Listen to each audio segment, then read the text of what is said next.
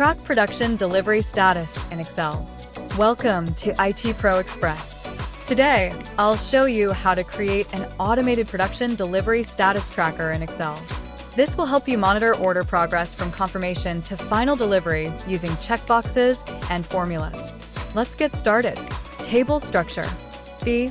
Product name, e.g., Blender. C to G. Delivery stages, confirmed, packed, picked up, out for delivery, delivered. H.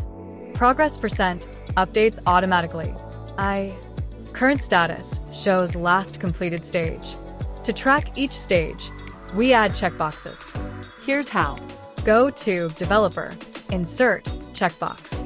Place the checkbox in the required cell. Link it to a cell reference.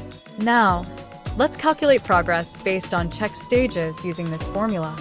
Formula for H5 equals COUNTIF C5 G5 true / COUNTA C5 G5. This divides the number of completed stages by the total stages, showing progress in percentage.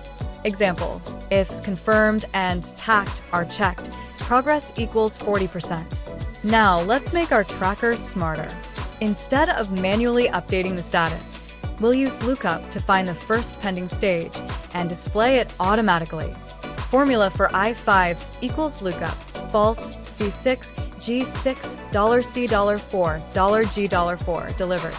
This formula finds the last checked stage and displays it as the current status. How it works: finds the first unchecked stage and returns it as the current status. If all stages are checked, it shows delivered. Example, if confirmed and packed are checked, status shows picked up. If all stages are checked, status shows delivered. Want to make it better? Add conditional formatting to highlight pending stages. Use a progress bar for a visual representation. And that's how you can efficiently track production delivery status in Excel. This method helps businesses monitor deliveries and stay on schedule. If you found this video helpful, don't forget to like, share, and subscribe for more Excel tutorials.